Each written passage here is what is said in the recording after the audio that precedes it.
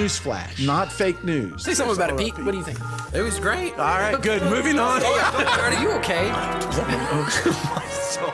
Devil's in the system, guys. We need to stop and pray. Welcome to The Brook on Canaan Radio, season number 4. We're glad that you would join us back in the studio here for another beautiful, beautiful start to a brand new, beautiful season.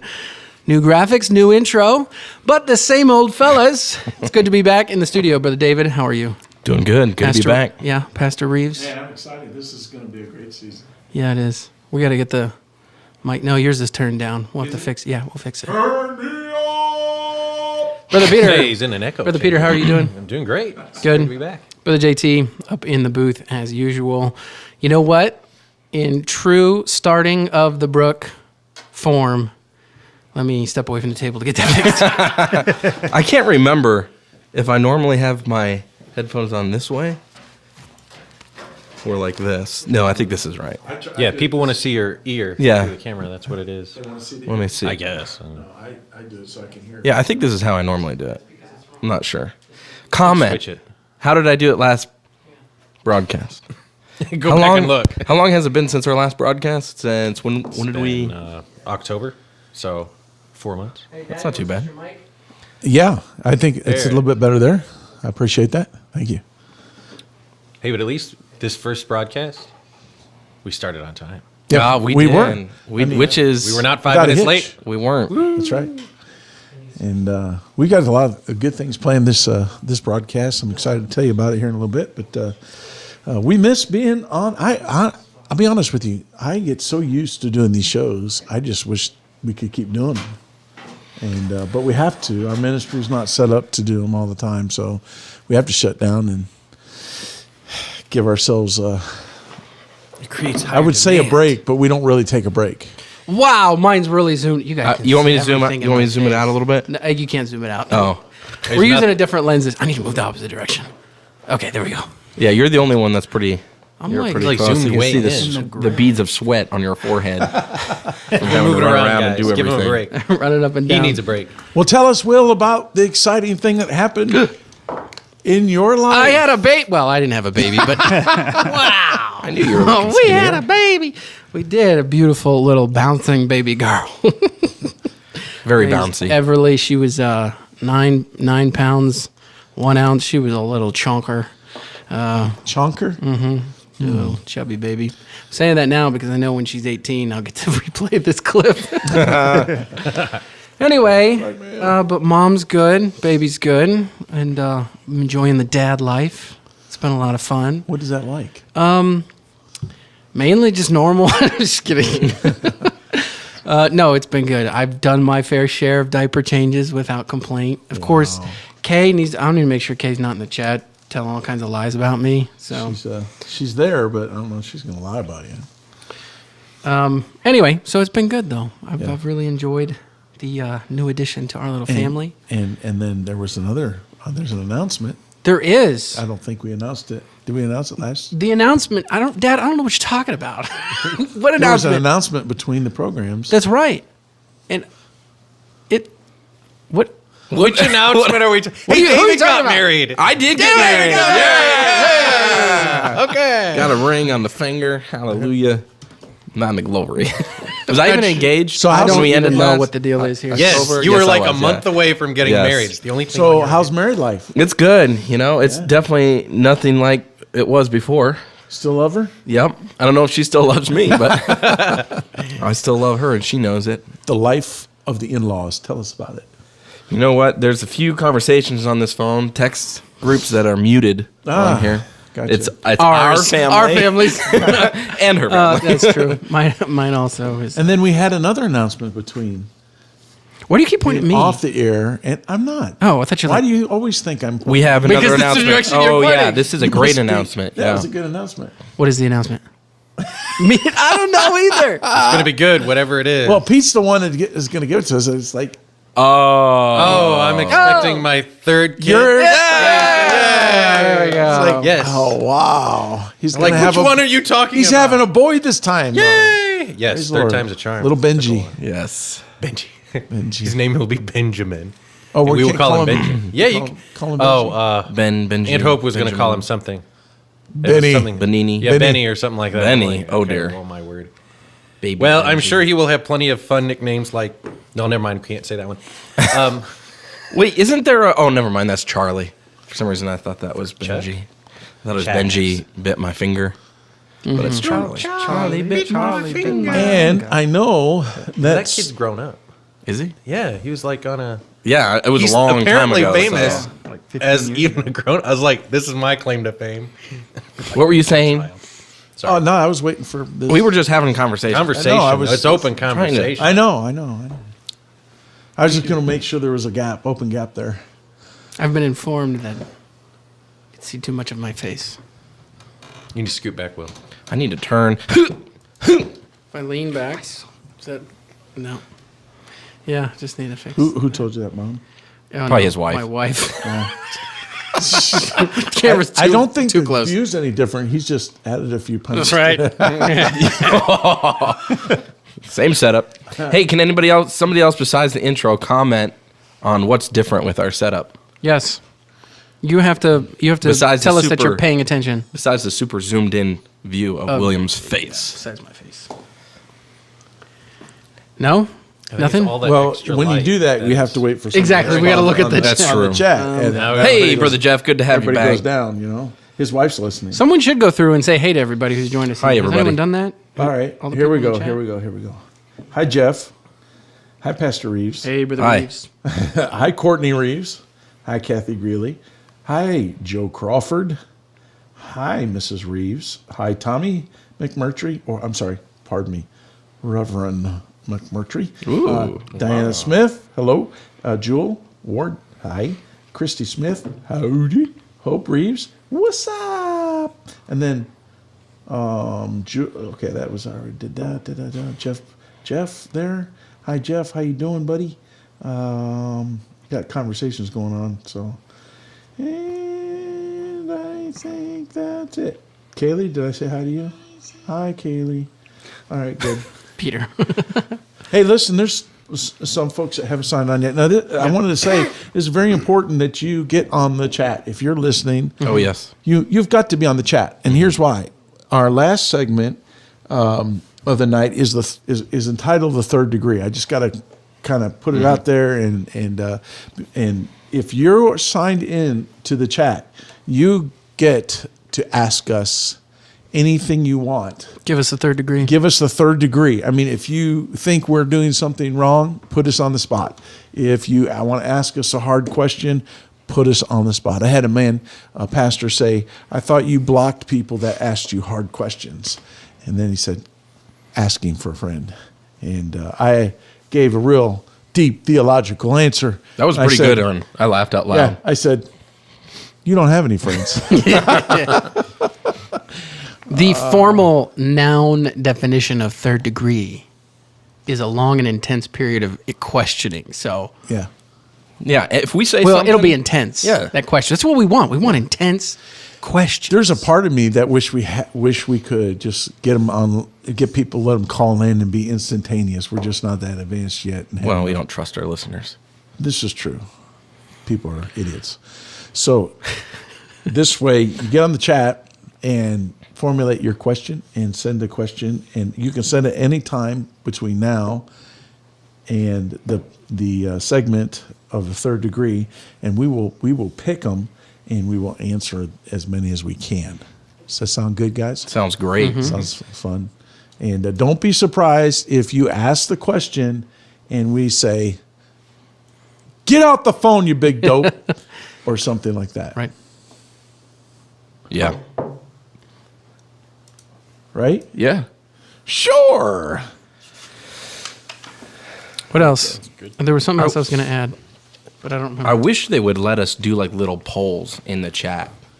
In That the would be YouTube neat. chat. That would be pretty neat. Hey, Do they allow YouTube, if you're polls? listening, you need to put Are you on the the Canaan option. Radio? No, I'm not. I'm on. I'm going to switch over to that one and see if they can, because I think I've seen that before. We had a think you great can- bus conference. Super duper bus conference. Pastor Ballard out in Ohio, Ravenna, Ohio, and Brother Arcand in Maryland. were our speakers. Yep, that's Chime right. in there, bus Yep. director. Come on now, buddy. Stay with it. Come on. I was reading the comments. I'm giving I'm you sorry. a lead in.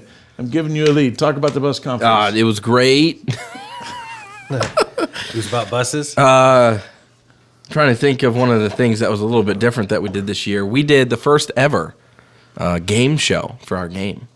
That was fun. We did instead of Family Feud, we did Route Rival, and that was pretty intense. Actually, it was pretty fun. We had some bus kids up there. They answered some Bible questions right. Some bus workers were passing out. Some Real Sunday quick, school teachers were real quick. painting. We can do a poll, so give it to me real quick. We can do polls. We can do Who's Q got and the A. best? Who's got the best tie? Okay, that's all I need to know. You can continue on. We got the stripes against the. I guess patterns really against. But yeah, it was great. We had 50 bus kids, around the average about 50 bus kids each night singing in the choir, and it was in the new property that we had just finished, the new platform, I should say. It's not done. No, we're still working We're on it. going to go into our spring program that actually Brother JT is set up and running. This is his senior year. He's graduating, and the last part of education is that he has to run different aspects of the church, actually fill my shoes. And so staff meeting this Wednesday, I introduced him to the staff and said good luck, and I walked out. And he just looked at me like, help.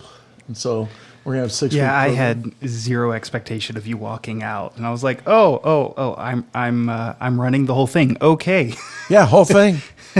Whole thing. I gave you a financial allotment, and I prepped the staff, and I prepped you, and I said, well, sink or swim, that's your grade. So he may not be graduating. I enjoyed shooting down all of his ideas.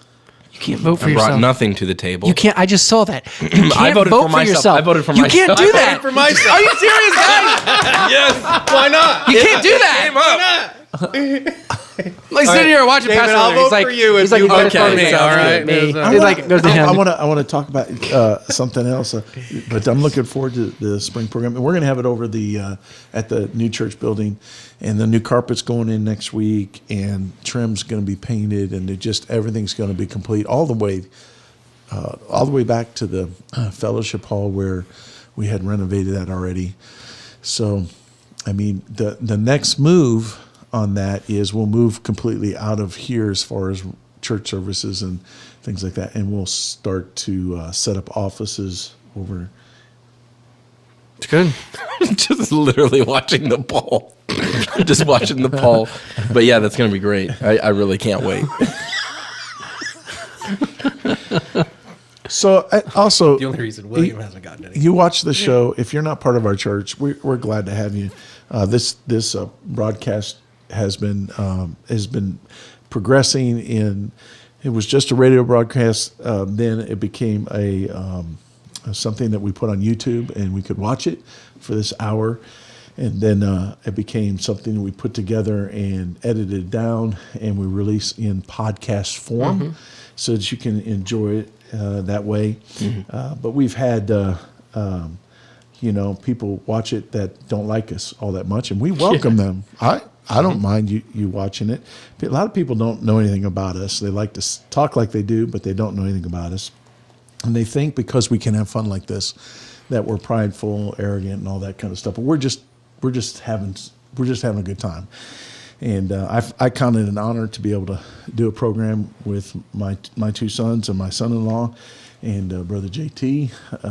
It's going to be our first pastor graduate going out to start a church and out of our church. And so we're excited to do this program all together. But we have been together for years, and so this is just a family event. And someone commented on one of the wonderful sites on Twitter that called us clowns. And all I can say is she's the one with purple hair. And They called us clowns for what? Tammy Faye Baker makeup. So who's the clown, right? But that I love poking at the morons out there. But we're all going to love this year's show because I think it's going to give an insight that's going to be helpful. Why is this thing up again? That was me. Why is it up again? Because I had to add GT. William was disqualified. He didn't get any votes. Nope. That's why. You're not on there. I am added now. No. You can only do 4 at a time. Seriously? Did it not add me? It just Yeah, says- you're not on there. No, that's not true. That can't be true. Come on, that's guys. True. There's only 4. David's pulling Okay. ahead right I've now, 42%. added JT originally, but I guess I didn't realize that it Did you vote yet, Dad? only do 4. Well, I'm not on there anymore. You won the last poll, just so you know. By over half. And How long is the poll for? I don't know. It's very quick. The other one's already Until done. I hit end poll. I can let it run the entire Oh, you've thing. Anyway, we have a lot of things going on, so I'm a little distracted. But what I was trying to say was, if you're listening and you are a critic of our ministry and you or the Independent Fundamental Baptist movement, if you're an Independent Baptist, Strike the F. if No you're an F. Independent Baptist and you don't like the fact that we're Independent Fundamental Baptist, you want to listen to this, but don't be afraid to get on, put your name on the account, and comment so that we can answer your questions. Now, if you're rude, if there's foul language, we're gonna bump you off, no doubt about that. But if everybody says we won't talk, so here's your opportunity. Have at it, but it'll make the program even better, Yeah. right? Chat back. You don't get much more like direct line than while we're sitting here willing to answer your questions. Now, if you're one of those people who really doesn't want an answer, you'll just ask on Twitter and say we don't like to talk to you. It says there's 28 people, but I don't see 28 people on the chat. So that would tell me that we got some trollers. Hey, you trollers. Oh, we just lost one. Went from 27 to 28. Man up. It's good. Stop being cowards. I am advocating for more live broadcasts by Independent Fundamental Baptists out there. Oh, I thought you were talking about us. I'm like, I want them to go live. None of this record stuff. Go live. Let us interact with you. While you're live, let us ask you the questions. Record stuff that's podcast. This is a live broadcast. Not everybody It'll can be do a that. podcast later. Not everybody can do that. So That's true. We're so awesome. they don't have the guts. No, they don't have the guts. I think they can do it if they got the time to record and then splice and cut and all that other stuff and make a podcast. Then they have, when they're doing their recording, why don't they just broadcast it? Let's be live. Yeah. So anyway, I love it. I love the bumpers this year. They're fun. Yeah.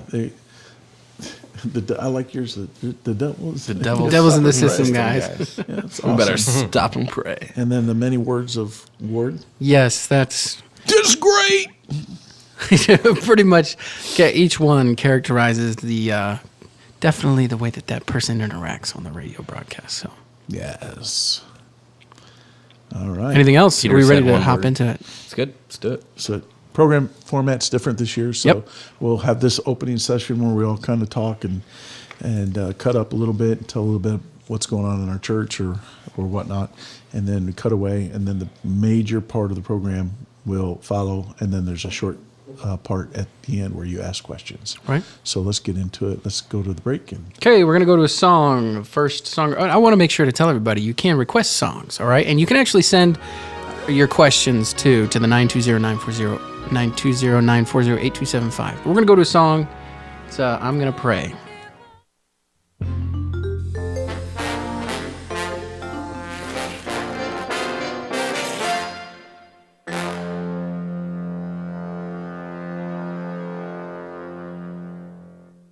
I'm excited this year to this segment, this show, to be featuring the subject of growing up IFB.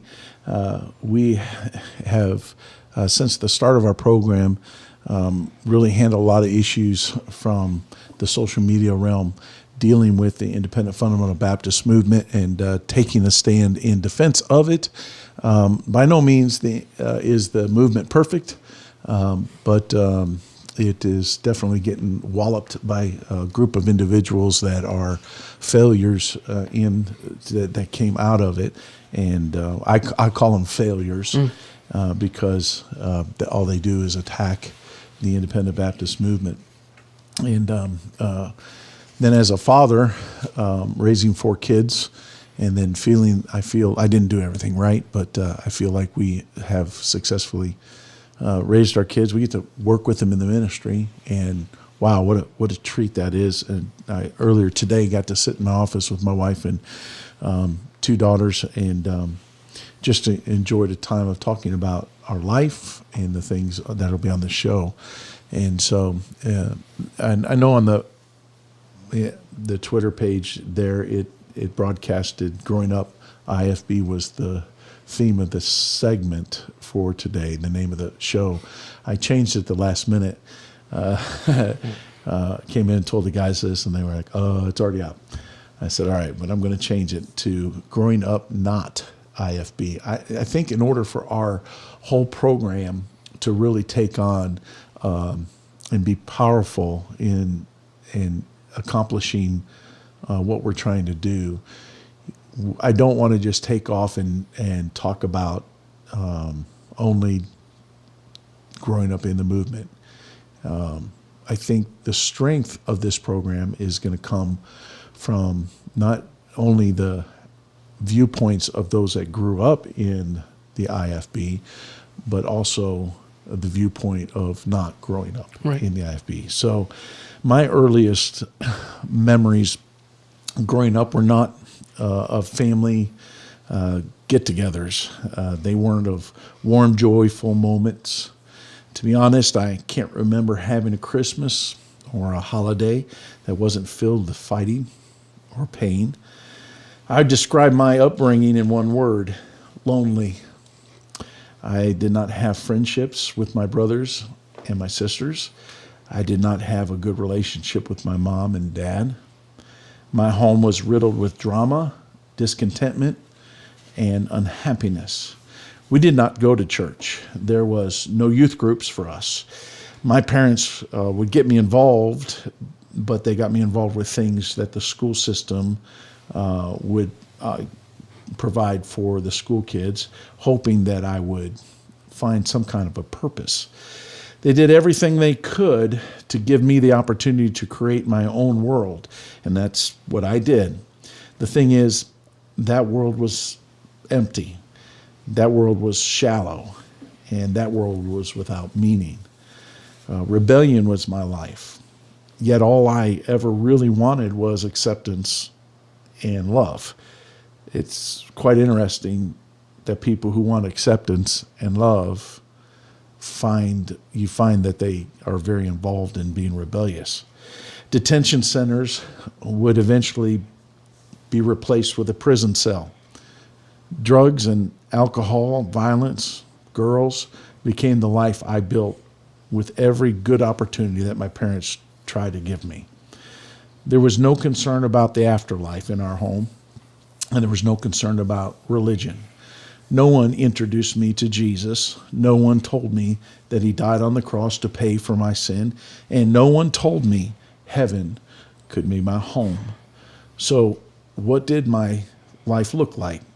I'm going to try to, with words, create a picture. Let me first start by saying that I am not bitter, and I love my mom. Everyone's a little different, and some make different decisions, and my mom made her decisions, and I'm not bitter about it. I know my life ultimately is in the hands of my own actions and decisions, and no matter what anyone else does to me, I can't point to them and blame them for the choices that I made. My mom had trouble in life. Her childhood was a nightmare. I don't feel comfortable sharing the things I know happened to her, but let's just say it was filled with real injustices and deep hurts. Her mind, her body and soul were assaulted on many fronts, and her story would sicken any decent person. Because of this, I had many things passed down to me. My mom had a total of 5 husbands and 8 children. I was the second oldest and the first boy. I never knew my real dad. and I struggled with having any meaningful father-son relationship with my stepfathers. Alcohol, cigarettes, and occasional drug usage was a normal and a constant part of my mother's life. As a child, we were left with people we did not know, and things happened that should have put them behind bars. There were things that happened to my oldest sister by my mom's husband's sons that caused my sister to attempt to take her own life. My younger brother was literally shuffled back and forth between homes. When one parent put him on a plane and without telling the other parent put my brother back on the plane and sent him right back. And it's at that time, I believe, that something permanently broke in his life. Clearly, he was not wanted. The dark stories of harsh discipline and real emotional, physical, and sexual abuse will never be unfolded in a way that would bring the kind of acceptable closure that has come with trusting Christ and living in obedience to His Word. The IFB, the Independent Fundamental Baptist Movement, took Bible truths and provided a completely different upbringing for my kids. When I hear the recovery crowd blame IFB churches for the horrible life they claim they had and how the IFB is a cesspool of degenerate people that are grooming and abusing people, I know the devil's behind that kind of stuff. Wickedness exists everywhere, and people are hurt by people all the time. But the Independent Fundamental Baptist should not be defined by these people. I am living proof that you can IFB right. We want to take this season on the brook and open up our IFB lives and discuss the good, the bad, and the ugly of growing up IFB. It is our hope and our prayer that these broadcasts help those struggling and offer a bridge to the others so that they can have possible reconciliation to a way of living that is pleasing to the Savior and does provide happiness and fulfillment in their life. So with that, I'll guess we could just start talking about the programs and discussing that. Of course, today's broadcast is Growing Up IFB, or like I said, I changed it to Growing Up Not IFB. And then we can talk a little bit more about my upbringing. Let's just do that a little bit right now. But my upbringing was, I never saw an Independent Fundamental Baptist home. I never saw it from the venues that my kids have seen it. Peter, you grew up in the Independent Fundamental Baptist home. Your dad's a missionary, been in Tokyo, or Japan actually, 30 years? Yes. Close to 30 years. But you grew up basically on the mission field in Japan. And so you've seen it. You've seen the Independent Fundamental Baptist life from an early child and from the venue of missions. JT's, of course, participating, and JT's an only child.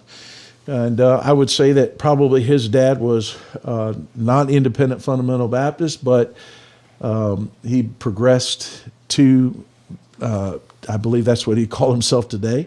And so, you know, JT, I think, has a good insight to maybe from a different venue, a different vantage point than even my kids do of the Independent Fundamental Baptist movement in the home and in the church.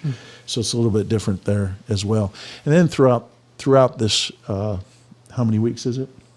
12. 12. Throughout this 12 weeks, we're going to have multiple people come in and join us, and so you'll get to have their viewpoint. I would say that probably most of the insight will be from the Reeves home. So we're kind of opening the can and letting you look down in that can and see everything. Let me start by saying that what you hear is not a pattern for you.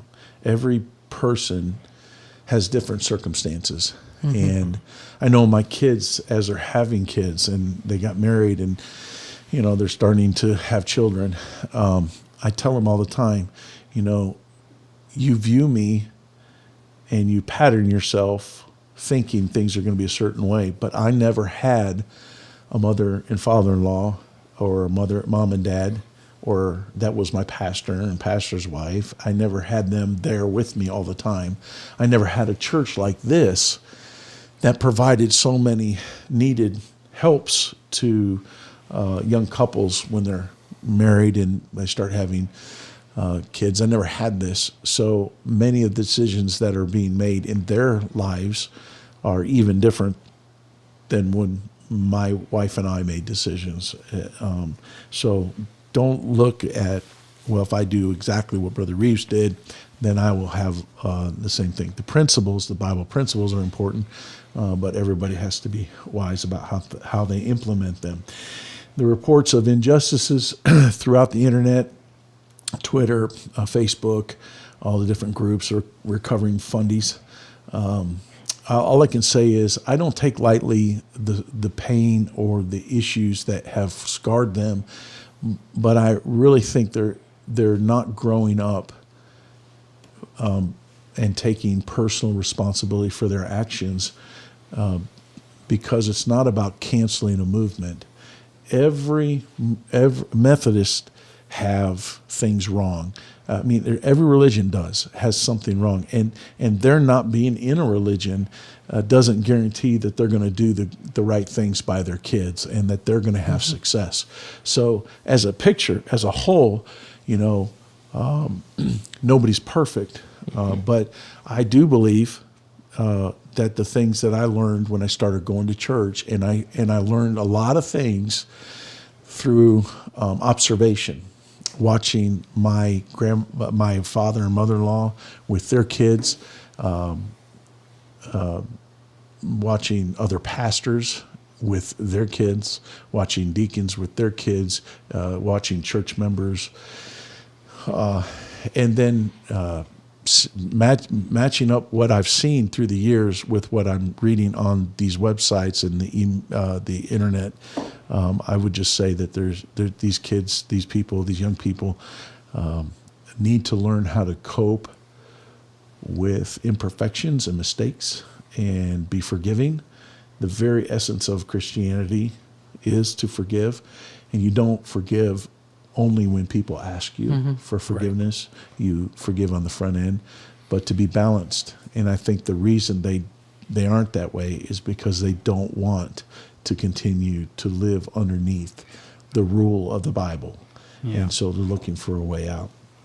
But that's I'm looking forward to helping people in that venue. Man. Great. Don't everybody talk at once. That was a cold open there. It's like, all right, jump in. I think the one thing that I'm going to love the most about this is the fact that we are going to see from so many different people's perspectives, growing up, someone in the IFB. I think we very easily could have named this growing up in a Christian home. We're being specific on purpose, growing up IFB. But thinking about, and I say this often when I talk to people, I was like, my dad didn't grow up in a good Christian church-going home. He didn't.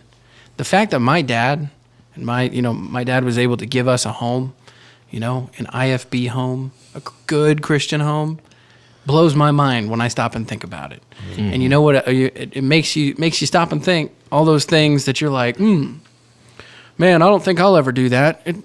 Everybody's going to have that. But you look back and I go, I can't believe that I had the amazing life that I had from someone who didn't grow up that way. It's going to be so much easier for me to replicate what he's already done. I know obviously won't be carbon copy, but I can't help but think about the fact that even though you didn't grow up in an IFB home, that I was protected from that by sacrifices that you made and lessons that you learned before us kids ever came along. So I'm really excited about. I think the important thing too is that I never taught you to follow a movement. I taught you to follow biblical principle. And so it's the movement packaged that principle for me and laid it out. And yes, we have standards and we have convictions and separation and music standards, all those things. That's what the IFB did for us.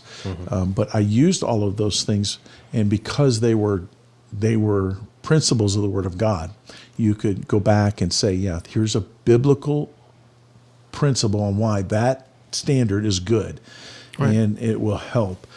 All those things didn't come off without a hitch. You guys had questions, and I think that is one of the things in the second broadcast of Parenting on Purpose that my wife and I will address is the fact that we want to be proactive in making sure that we cultivated communication between us and the kids, and that the kids could ask us anything they want, but at the same time encourage them to have a walk with God.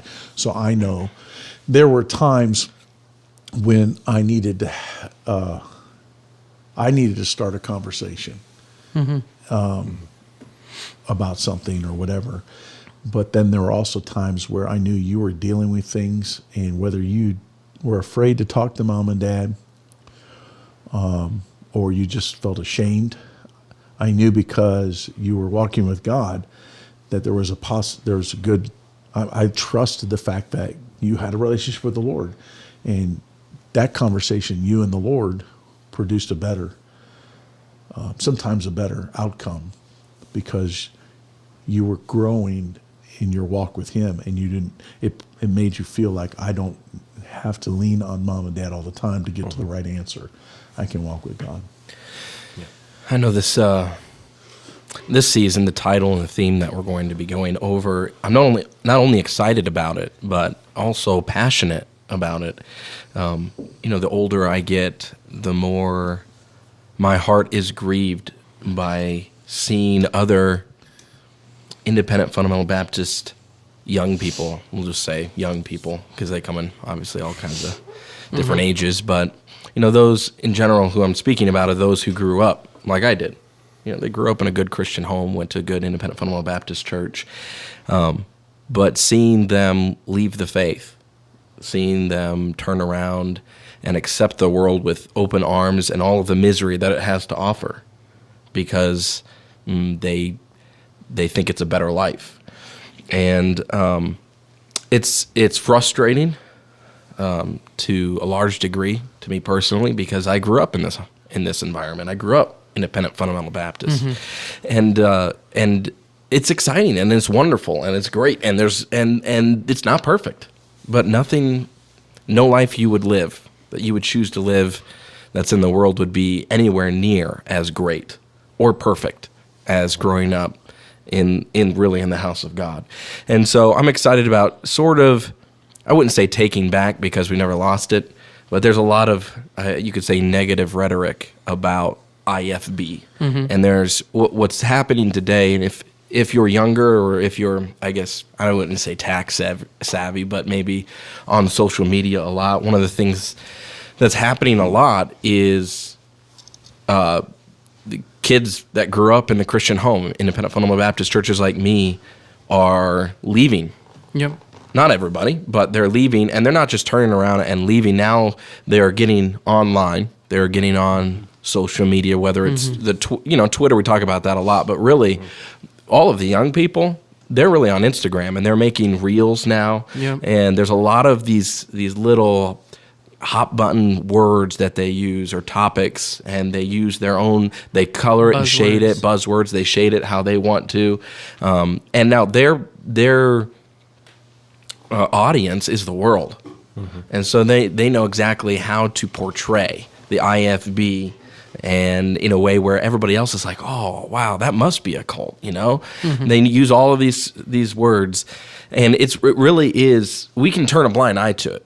Independent fundamental Baptists can do that, and they can just be like, whatever it is, what it is. But we should have, especially our generation, the younger generation that is sold out, that grew up in the same IFB that all of the bitter people did, right.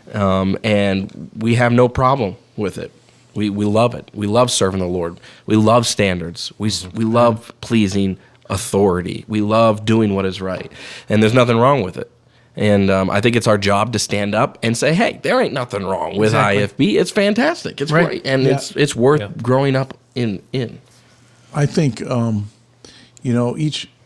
it's a unique thing because when you look at this, everybody looks at it differently. And I'm sure as our program goes on, wherever people are at, they'll look at it from their venue point. And I think it's very important to understand it shouldn't be look at it from my venue point, look at it from your venue point. It should be look at it from biblical venue point. And I know that my mom, you grew up IFB with a mom and a dad, no divorces, 2 parents. And for the most part, both parents, we stayed on the same page. There wasn't big, huge. You never thought we didn't agree on things. When we made decisions, we made them together, and that was it. But there are some that have grown up in independent fundamental Baptist homes with one parent, only one side of the parent. And I would say that offers a different, unique perspective to how their thinking could be formed. We believe the Bible teaches that the best formula for family would be one man, one wife for a lifetime as parents. And that is the formula that works. It works. That's how God set it up. Now, it doesn't mean that you can't raise good kids as a single parent. It's just a whole lot harder, a whole lot more difficult, and you actually have to become super sensitive to that other side that they're missing, the kids are missing. So if you grow up independent fundamental Baptist from being raised by a dad, well, dads tend to be stricter, suck it up, buttercup, let's move on, don't be a whiny baby. That's male kind of a personality, however you want to say it. Then you could have a home where you grow up where mom was the only one. She was saved. She's taking you to church. She's strong, but she's mom nonetheless. And so there's a softness to that side.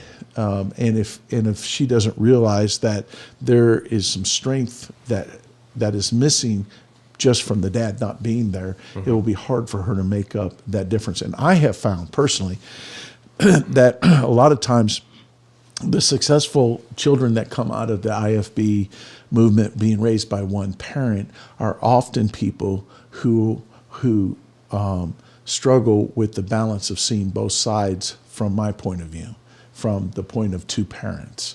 And so that's why I love this show. I think it's really going to give people who think they know us an opportunity to learn that they don't know us, and there may be some things that they have missed. And but nonetheless, whoever you are, raising your kids, don't lose hope because it can be done. You don't need to concentrate on making it about a movement. You need to concentrate on making it about building a relationship with Christ. And that's the important thing. And I know, Pete, you have a totally different viewpoint probably from a missionary's standpoint. Well, me growing up, honestly, I never grew up and thought, oh, I'm IFB. I mean, that term really never came into my head until I was probably in college. But it was like, I just thought it was normal.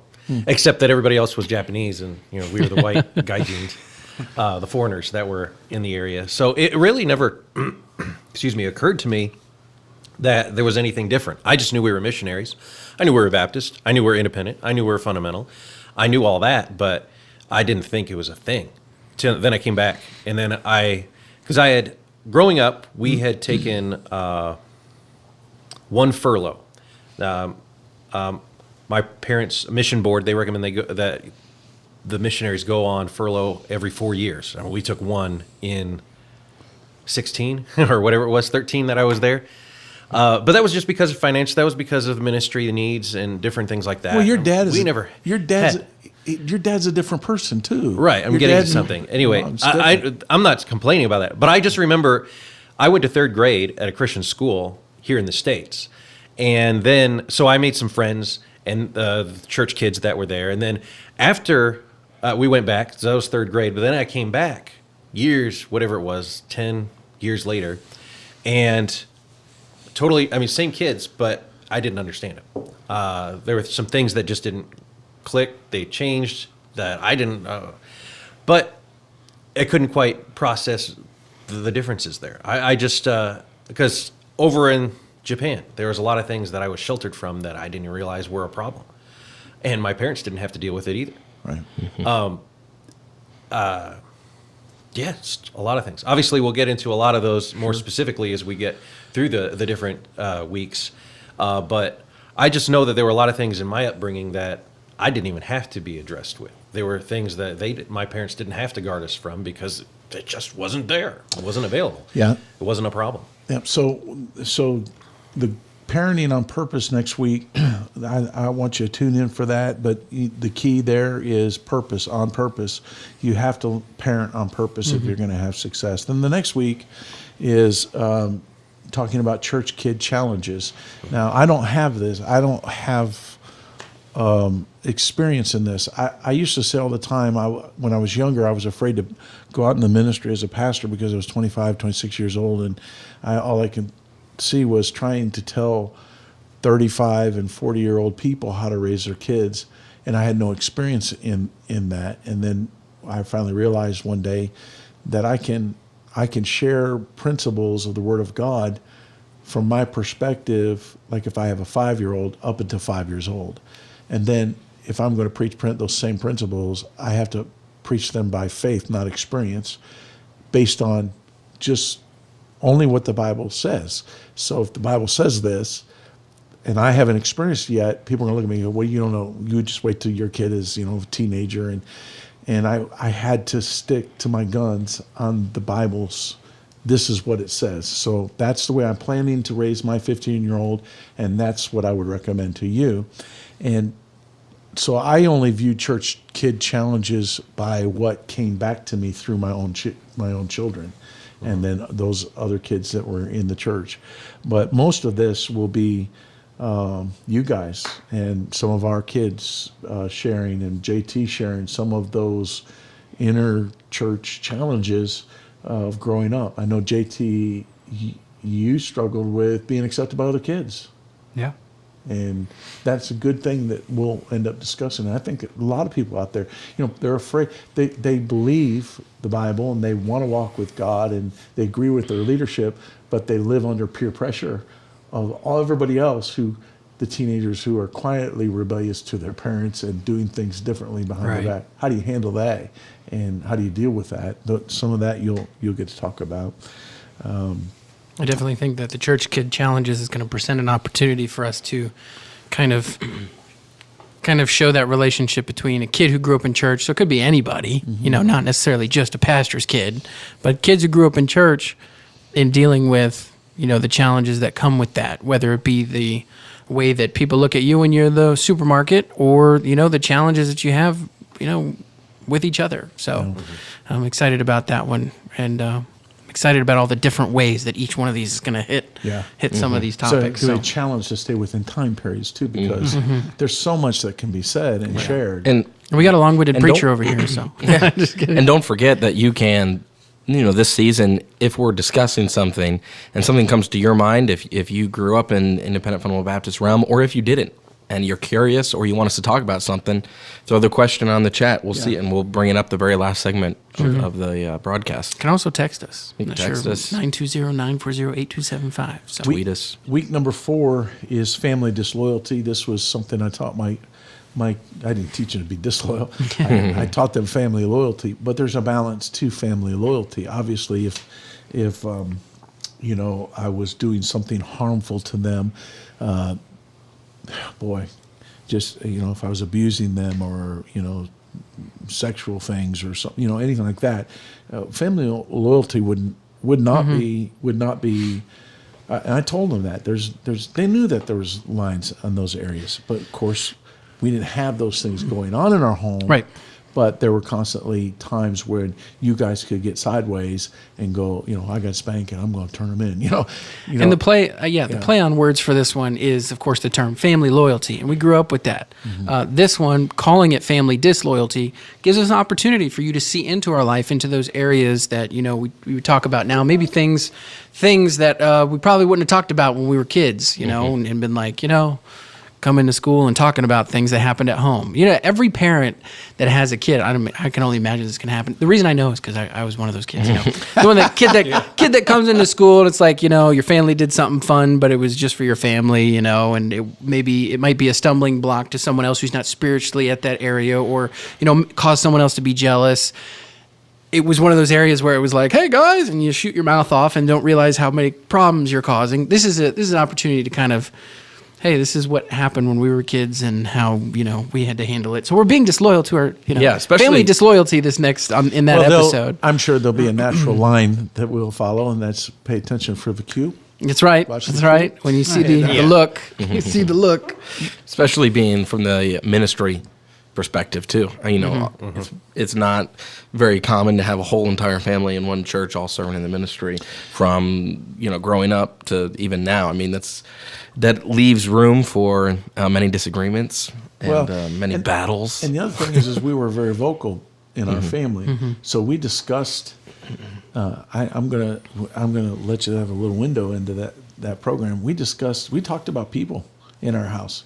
We visited churches. We talked about the youth groups, and we talked about decisions that clearly the pastors and the deacons were making or not making with their children. It wasn't just condemning them, but we were talking about how that was destructive. You're giving away the good stuff. I know. I know. But but there is. It's like I wouldn't allow my kids to take on that tone of conversation in public in front of other people. And yeah, Dad, remember that one time you. That would have been big no-no, and would have gotten a powwow session. So, but and then there's a segment week 5, and you just got to jump in. I can't. I know, can't but just jump in anywhere you want. But week 5 is handling hurt, and we have a lot of sissies out there. People don't know how to handle or carry hurt, and they wear it on their.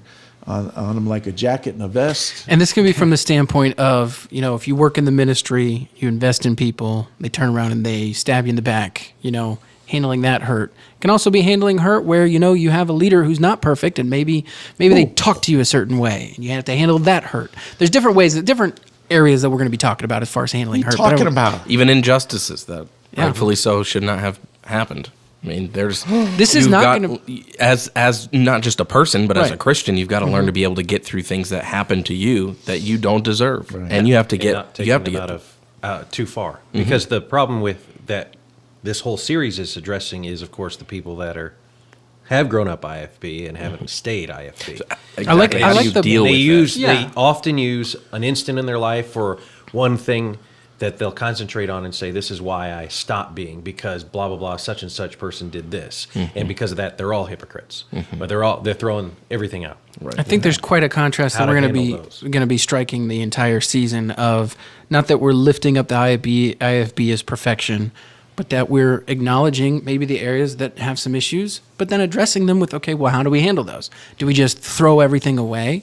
And addressing that from the standpoint of growing up in the IFB. And I wanted to say, we've titled it Growing Up IFB, and we're not looking at anybody saying the IFB is perfect. But who we are as IFB and addressing it that way and naming it that way is we are the principles that we have, the principles, the doctrine. That's how we get our name. That's how we are Independent Fundamental Baptists.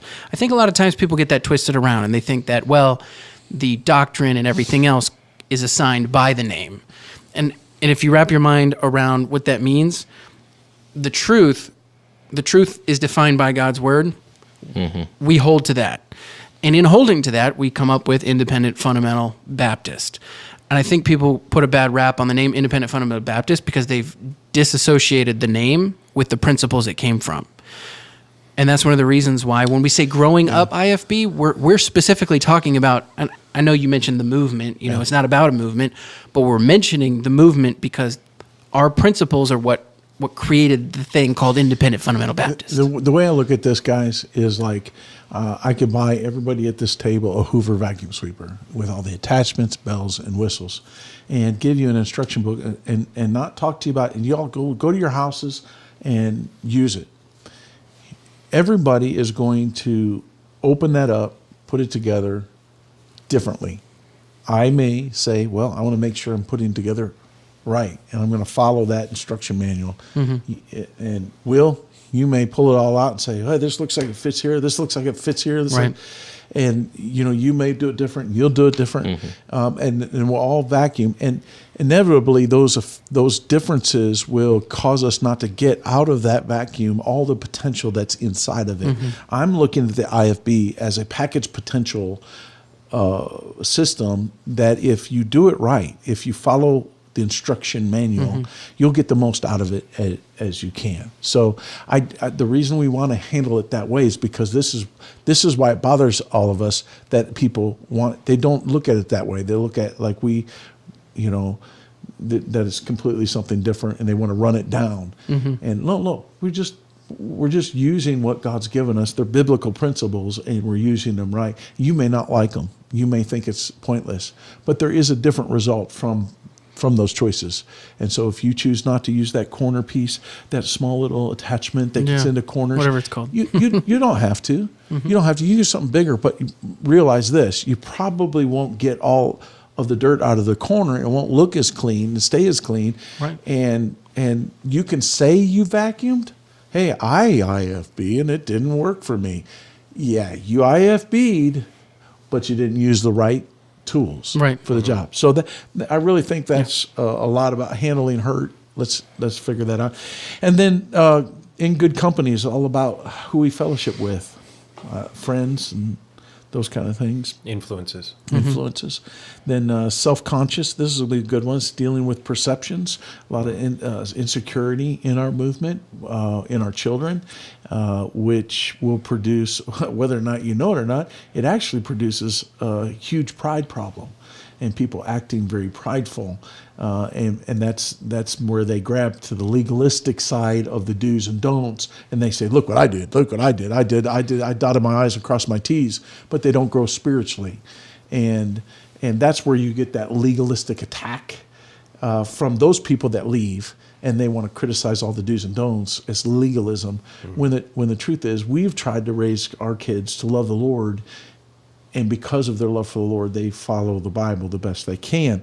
And that produces more of a secure young person and a security in the church. Yeah, and very often biblical standards are not accepted and adopted by the next generation because of having in their minds a perception that they want to claim. And when they have, actually, it's interesting when you talk about the week before, when they have the right friends and the right fellowship, then that definitely helps in that regard. But definitely from every perspective, I mean, you definitely deal with, as you adopt what the Bible has to say on dress standards and music standards, you stick out like a sore thumb. Yeah. And whether that's you're a lady and you're a girl dressing right, walking through the store, I mean, you've got to deal with perceptions of people looking at you like you're dressed, and even more today.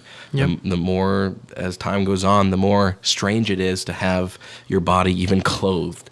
So sad as that is, you have to deal with that as you grow up. You can't just ignore it. True. Right. True. And then there's week 8 is family finances, and this has to deal a lot with a lot of people have a problem with finances, and when they become independent fundamental Baptist, it becomes run by principle, which makes it even harder. So a lot of kids grow up thinking, when I'm independent fundamental Baptist, there are things I don't get to do because of money. You're poor. You're poor. Sign me up to be poor. That you have to be poor. Right. And that's not a reality at all. If you learn to pay your bills when you're young and you get on top of it, you actually have a very nice life. Mm-hmm. And I've tried to teach that. My boys went off to college, and they would all call them dad or old man or whatever. Grandpa. They brought vehicles, and they weren't pieces of garbage. Right. They weren't falling apart, but they drove. What was your car? I can't remember that. RX-8. RX-8, and yours was the Dodge Dodge Ram 1500. and that you could see the jealousy, the one-eyed green monster come out of these young people, and your laptops and things like that. But those people didn't understand is you spent your whole life handling money from a biblical perspective, and God blessed you. Yeah, and I'm looking forward to talking Me about too. this because Me there's too. a lot of things in my There's hand I a want lot. to say. There is a lot of Save it. There is a perception. There's there's a a lot perception. there. There's definitely a perception that if you're not to many, but to few, that if you're serving the Lord right, then you're supposed to be poor. You know. And, Oh, that's true. If you've got something nice, how dare you buy something nice or Exactly. something extra when you could give that money to missions? Yeah, we're gonna talk about it. Amen.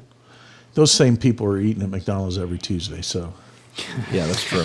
Ooh, the next week, I'm just kidding. yeah, don't expect this whole program to But be, the be thing nice. is, that's what's going to be fun about talking about. There's both sides because right. there are those, people who they don't invest in missions. They Right. don't invest. And when I say don't to tithe, some yeah. extent, those people invest in missions to the extent where they do it because it's easy. How easy is it to drop money in the plate, never ask where the money's Makes going, them feel never better. check? Okay, then you don't have to give to keep the bus running. You don't have to personally crawl under the bus and keep it running, Oh, change the that's right. oil. Preach it, brother. You don't have to pay for tracks. You don't, things like that. It's like there's a balance to be had. As anyway, I killed that Good. horse. It's good. And each one of you, I mean, worked with all four of my kids, and then Jewel was the first one to get married and marry Peter. Peter's he wouldn't have gotten as far as he did with Jewel if I didn't see that he handled his money Right.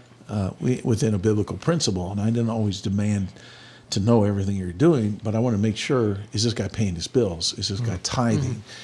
Does he invest in his own ministry? And check. And so, and I'm sure since you've been married, you and Jewel have discussed financial things, and you've picked up some new concepts or done things a little bit different. And she has no doubt been submissive to some things that you brought with you. But all of that stuff is very important. Yes. Because that's what makes a man, is being able to rule his own home, and that finances is important. That's why I don't think you should be a pastor if you filed bankruptcy. I think it's immoral not to pay your bills. If Right. you're having your car repoed every Tuesday, you don't need Yep. to be in the ministry. Yeah. So Right. that's Finances. another aspect there we're going. You probably need to be in the ministry, but you more so need to get right. Fix that problem so you can be in the ministry. I would It's really say, not. I would say they about- were called, but they don't need to be. They're in not it if they answering. can- because you know how long does it take to get your finances right? So just Not Yeah, Nice. just but I'm saying the need is still there. yeah, just saying when you say get right, let me be clear. Getting right is not something that Lord, okay, I'm right. That's what That's- people. That's what a Get lot your of people finances think. That's what a lot of yeah, people that's say. what a lot Get- of people but think. getting right is a process, Right. And it takes a long time. It takes accountability. Even in some situations where even you kids at times have messed up. I've taken responsibilities of service in God's house away from you. When you were repentive, it just didn't get given back to you. You had to earn it back, earn that trust back. Yeah. So that's why I said pastors don't need to be in the ministry. They need to And realize you number taught one. us that Sad we to me. you taught us that we disqualified ourselves when we Yes. lived that way, Yes. and that you were obviously the authority figure saying, "All right, you don't get to play the piano in church anymore," or something like that. For example. But when we did get our heart right, then we were able to earn that. To earn going back. Yeah, to but that's that. coming from a heart that wanted to be in the ministry. I think, unfortunately, there's a cloud of people out there that will Don't use care. that Yeah. as a excuse. Like, Not yeah, to be. you know what? I'm not good with my finances. I'm not good at this. I'm not supposed to be in I'm not supposed to be in the ministry. Well, they know- and they walk they know off, they're lying to themselves. leaving the call of God Yeah. that's on their lives because they refuse to be prepared. No doubt, no doubt. So Next. family finance is very important. Did you say something, Pete? Oh. I just said next. Sorry. Okay. Family finance. And then week 9, episode 9 is entitled Thicker Than Water. And this is about close family relationships. Through the years of my kids growing up, we never served in large churches. Once, I think, one time they were in a church situation where the opportunity of many friends existed, but even then we we were very restrictive on who they spent time with. Right. We'll talk a little bit more about that, but developing basically, who's your best friend, Will? David? David, who's your best friend? David? My wife. No, I'm just kidding. Wow. I'm sorry, Kaylee. Hey, You're my best friend, Kaylee. You think you got it bad? JT's best friend was himself. But that's true. No, I'm kidding. But, I mean, she is. I think he meant in the past. Yeah, I know. I just wanted to. But young people growing up at home, they don't build those relationships between their brothers and sisters. They're always looking outside. BFF, who's my BFF? BFF. Right. And that's why social media is so dangerous. Yep. So we'll be talking about thicker than water. That's the subject. Yeah, episode 10 is The One. And that's obviously talking about how to find your mate, how to find a mate, how God does all that. That's good. And what we have learned through the years and trying to help our kids, probably the scariest is, you think it's rough when they're young and they're, coming in their own. I tell you, I've laid awake more hours thinking about my boys if they're dating the right person and doing what was right there. So, so that's the one. And then episode 11 is entertainment. That's where we talk about the balance in bringing entertainment in the home, whether it's through the TV, whether it's through the radio, music, sports. 'Cause sports is probably the number one thing that's really hurt our kids is the influence in the area of entertainment and music. And then the second most damaging area is parents that view sports so loosely and really, really push to have their kids become next quarterback or star or something like that. And everybody likes seeing their kid do good. Oh, my little Hercules. But if you see where that ends, you say, well, you can't know where it ends. All you have to do is look at professional sports, NFL, and there's no godliness there at all. And so how a person thinks you can be a sold-out Christian and be in that kind of world, you got to give up church, you got to give up standards, you got to give up witnessing, and don't tell me you don't. Yep. You do. And you have a very very oppressive situation there when you envelop their lives in sports. So entertainment is a big draw on the kids. You agree?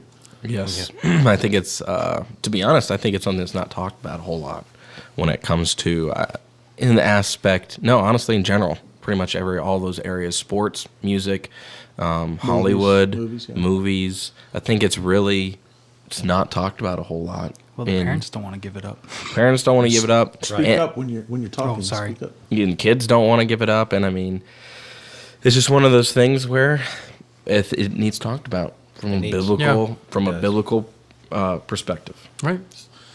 And honestly, in all these programs, we know that bad sermons can cut out segments and make us sound so evil and wicked, and they like making it sound like we're stupid.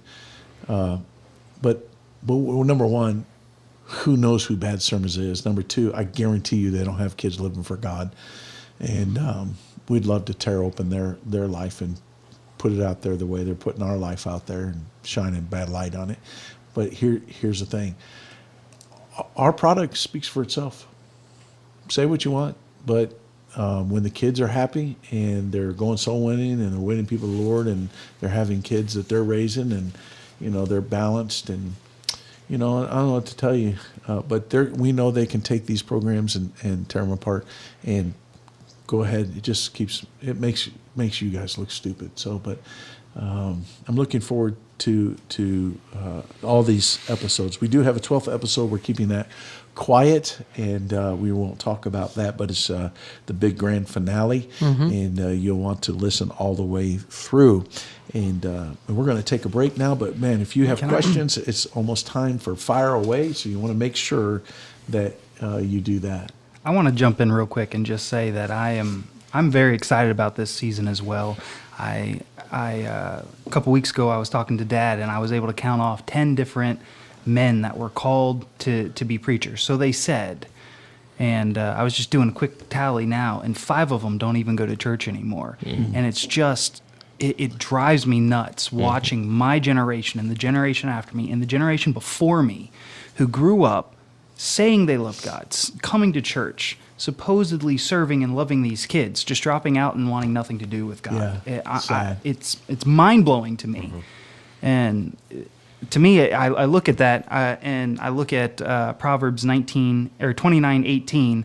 We all know the first part. Where there is no vision, the people perish. But the second part of that verse says, but he that keepeth the law, happy is he. And if they leave because they're not happy, it's because they didn't keep the law. That's all there is to it. All right, show's over. We're going home. That was the whole season, guys.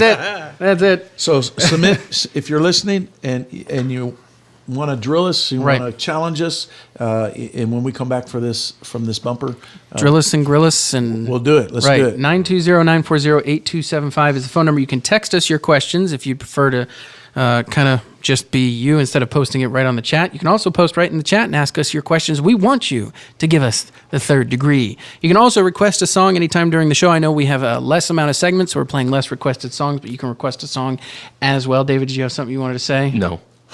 I was just going to correct you. So Go ahead, correct me. fewer. Since everybody always corrects me on that, I wanted to. The next song, A Goodly Heritage, the Vandenbergs, if I could say the name correctly. We're going to go ahead and go to a song, and when we come back, we'll start the next segment.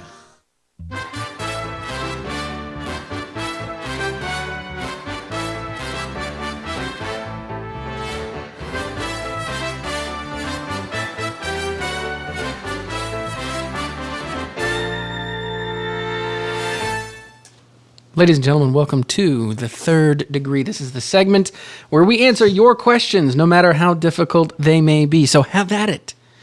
Give us the third degree. Pastor, you're the only one I have a question for right now. Oh, we got another one, but let's go ahead and go to Pastor first. Jeff, your question is this: is it hard for you to visit your hometown because of your rough childhood? No, it's not hard. Because of that, it's hard because I'm busy. And I think there is one church that I know of in Canton, in Canton area. There's just I don't know too many people out there. I've been gone from Canton for 20-some years, close to 30 years. 30 years gone from Canton, Ohio. And so nobody remembers me. I was just a little punk who ran around and caused all kinds of trouble. But I was only one in my high school graduation class was over 2,000. So, I mean, I was nobody, and you can pretty much bet nobody remembers me. At least, maybe some of the homeowners of the houses I broke into. Maybe police officers. Maybe there was a paper boy that I shot his papers. He might remember me. No, there's really, I'm not bothered by it. Besides, it's just an opportunity to praise the Lord and for His power and His grace, and show off what the Lord's done in my life. Let me ask you a question. I'll ask you the next one. You ready for the next one? You're gonna ask me? Okay. Yeah, because it's technically for you, because I haven't raised any kids yet. So, Okay. What's the key to producing godly kids, Dad? God. It's good. Next That's question. a good answer. I mean, Next Good question. answer. You're right. That's right. Another question. Would you guys say that whether a godly home or not, it is a personal choice to live for Christ as an adult? This is everybody. That would be, yeah. Oh, yes, it's always a personal choice. You're not made to do anything in this country. So and when you're an adult, you have free will, of course, to choose. But I was thinking about that a little bit when I saw it pop up on the chat. I think you have so much given to you, so much given to you that when you get to an adult, you have a lot more ability to choose correctly. And also with that comes a little bit of baggage of growing up in an imperfect home when it comes to in a place that says they're religious or they're Christian but yet are imperfect. And if you don't deal with those things correctly, that can be a hindrance to you as well. But if you look at those who grow up without Christ, without a good Baptist church, they don't have that. They don't have any good thing. So in the end, you got an advantage. If you grow up in a Christian home, you got advantage to make that I do choice. think when you look at the content of the question, and I feel like it kind of answers itself, because really, it is you as an adult. Now, you're going to obviously, you grow up in different circumstances. You're going to make choices based on the circumstance that you're in. But once you become an adult, if you're presented with the opportunity to accept Christ, that's you. That's nobody else. There's no amount of past that should keep you from, accepting who Christ is. So I think ultimately, in Pastor Reeves' case, obviously the Lord was involved in the direction of his life and how it led to him, becoming a Christian, getting saved, and then getting into the right church. We can clearly tell that by his testimony, which I will tell everybody, if you want to hear Pastor Reeves' testimony, it's actually on our YouTube channel. It was done as an Unshackled. So if you got a chance to go listen to that, it's a great story that did it a long time ago. I don't remember what year it was done in, but that's a great example of, doesn't matter if you grow up not in a Christian home or in a Christian home. And here's the thing about that. It disarms the kids who grow up in a Christian home and leave because they got mad about something, or they say this hurt me, this didn't. As an adult, that the choosing to follow the Lord, that rests in your hands. Yeah. So I want to, can I back up? I don't feel like I gave a good enough answer on that one you asked me. I didn't know. My chat skipped up. I didn't see Brother Steve's question. And I like what he said. I think it's being the real deal, and I sense that he's probably been very realistic with his boys, and that does produce something. I think that he and I see in each other. And why our family is close is because there has been openness there. Not to discount my first answer. God is the most important thing. And as real, being a real deal, to me, is letting my kids see God whoop me and let them see me work out my walk with God. Mm-hmm. They can actually see it. My getting right with them, apologizing, with explanation of why I shouldn't have done something or whatever. But yeah, being real is important. But I think there have been others that have been as real as they think they're being and have fallen short. Yeah, we have to be as real as God is real. Right. So that's why I said that, Brother Steve. I wasn't being flippant at all. And now that I saw the rest of your question, I just wanted to kind of touch base on that. Brother Steve actually asked another one. Oh, he did. What? He asked, how often did your boys wrestle?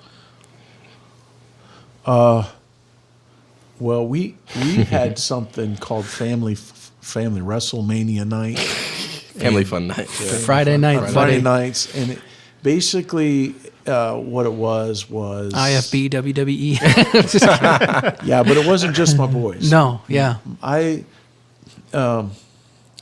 My girls are ladies, but I felt like they needed to be able to hold their own with their brothers, and so when we were significantly younger, there was a lot of yeah. When you were younger, it was jumping off couches and hammering on each other. Grinding. There were tears and crying. Mostly David. And usually either I can't remember if it started or ended on all four of my kids against me. And there were definitely tears at that point. I just have this memory. I remember being pinned underneath Dad. You remember Dad, right? You're a little kid. He's big old. I remember him just like, and I hate tight spaces. Claustrophobic. And I just remember him like coming down on top of me, and I'm just like, ah. He wanted to know who won. Usually me, because I had. Wait. I technically went into this with a handicap, okay? And here's what it was. I could not keep a straight face. I could not keep a straight face when David, because he's this little short, little sawed-off guy. Wow. And he'd always be like so serious. He'd be like, I'm going to beat you up. And it would make me laugh because he was so serious. So yes, David did. One thing I did, I think we just wrestled, and it really was an emphasis on winning. We didn't use those words. Oh, you won, you lost. David walked away and was like, I won. There wasn't I won. won. Yeah. See, that's what I'm saying. Yeah, that's what I'd be like, you guys did whatever, that, man. But whatever, as man. far as the whole, I would always like, okay, all right. No, we always knew Dad but won. here's the thing. When it was with Dad, me and Dad Buddy, won. we didn't really ever wrestle on equal terms because he's enough old. You're old enough. older than you, and I'm more older than me aged. enough. There's a large enough age 4 gap. years, Yeah, 4 that's what plus it is. years. So we were never equal in size. By the time I got to the point where I could beat him up, he was so big he could. I mean, he Really? rolled off the couch basically. Really? Really?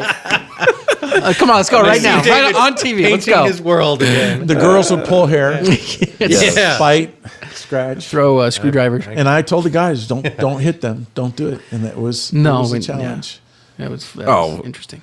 I love that question. What? Can we make sure Reed's you're going in boys. order? Oh, who's next? Well, we Yeah, that's skipped nice. way ahead. Okay, JT, what's it say? There really hasn't been any questions. How often since- do we? Yeah. Then hey guys, you started. JT, Brother will you Jeff. invite to graduate? What? That isn't Brother a Jeff question. was It's not a saying that conversation. he hasn't been there yet, and so Dad's saying, "Hey, Oh, you should okay. come to Hey, Jeff's graduation." Dad, take your conversations off our radio broadcast. Just text him. Brother Jeff said, Reeves boys, when you were young, who were you more scared of when they were mad, mom or dad? Who were we more scared of, mom or dad, when they were mad? Mom's authority always bore the weight of Dad. of dad. We weren't So idiots. we were equally. I say equally scared. I knew that if I got it from mom when Dad got home, I'd get it from. It's a simple answer Yeah, so- because I know when I came, Dad, tell me, who was I more afraid of? well, everybody was the same way. Everybody had, a fear of. When I walk in the house, it was completely. Mom would say it all the time. "You guys behave better when I was in the house." So, fear, I would say, respect. I don't know. Yeah, I think that's probably what he meant. Was you know. It depended on how mad they were and who made them mad. All right. Or one time, David, you got a whooping for something, and you came into the room. Oh, from mom. I Yeah, got it from mom. You came in the room, and you didn't know mom was right behind you. I can't And he goes, I remember this. He's like, I was that like, didn't hurt. That didn't hurt. And he said it out loud, and my mom heard him. Oh, boy. Yeah. You know what's bad is I still remember that, so it must have hurt the second time. Now you know they're going to be putting this on there. Brother Reeves beat his kids. Mrs. Reeves beat their kids. Yeah, man. You didn't get whooped enough. That's why you're saying that. Beat him worse. I'd like to find out who Bad Sermon is and beat them. That was probably worse than what we said. Oh, what's the weather like in June, July? It's very warm. I think that was Okay. directed towards. Anyway, okay. What- These directed are towards these what? are not hard questions, guys. This is Well, there's no. they're just warming up. there's Yeah, no- it's a there- warm-up. there's Next no week they'll get dirty us. truth here. Come on. Next week they're really gonna lay it on thick. All right. Anything else to add? No other questions? Here we go. Yeah, brother Tyson, I agree. There's a lot of people out there who need a good old fashioned. Starting with you, brother. For being so late. I'm just kidding. They're having a ladies' meeting. Well, that's Yeah. that's excuses he's using. right. But I'm pretty sure men don't go to ladies' meetings. But that's all right. They got some good He's food. the So, brother, pastor. you never know. That's you He was know? praying for it. That's Yeah. right. Exactly. Yeah. Well, we want to thank you for joining us again for another episode of The Brook here on Canaan Radio, the beginning of Season 4. We hope that you enjoyed this episode, and we hope that you'll join us again next week in the same time, same place for another fun, though I haven't ran out of practice, okay? For another fun-filled show. David, Pastor, Hey, see you next time. Peter, Good night. Brother JT up in the booth. You can find this show at some point in the future in podcast form on all popular podcasting places and on YouTube. And our plan is, hopefully, before the end of this season, to be streaming to YouTube and to Twitter and possibly to Facebook all at the same time. Whoa. You know? It's a lot of strength. This is news to me. I didn't know that. Probably not going to happen because we're going to have to. No, it'll happen. Rain. It'll still happen. And then It'll still And then happen. Thanks for tuning in. We're going to close out with a song. He's still on the throne.